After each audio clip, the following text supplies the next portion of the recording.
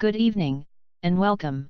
I'm Emma Davis, and you're watching Environmental News, your insider access to the newest stories about recent developments impacting our environment's well-being. Tonight we look at the political sphere, paying close attention to one prominent political figure in particular, President Donald Trump. Trump's political platform has stated the belief that climate change is far from the nation's most pressing national security issue. However, here at Environmental News, we argue otherwise.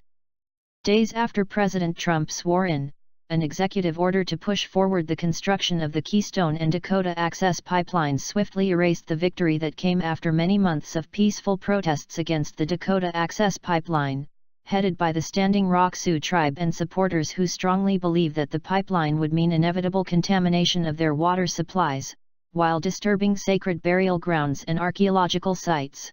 After protesters withstood many ethical horrors at the hands of law enforcement agents, the Army Corporate of Engineers finally agreed in December to put off construction of the pipeline to consider alternative routes.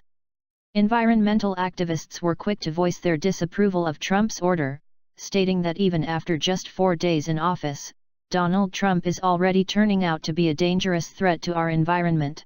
Trump's plans also include cutting government funding to the Environmental Protection Agency, while instating a strong advocate against the organization, Scott Pruitt, as the new head.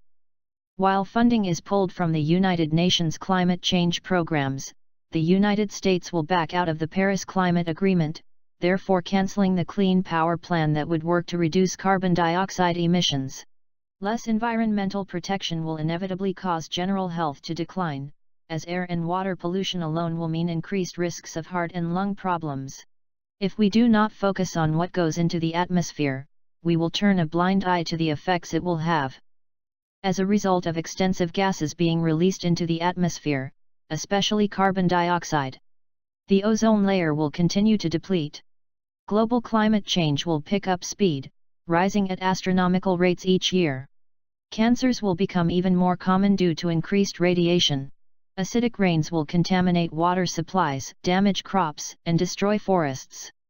And wildlife will suffer from melting ice caps and exposure to contaminated airways and polluted water. And these are only a few of the impacts from only a couple types of pollution.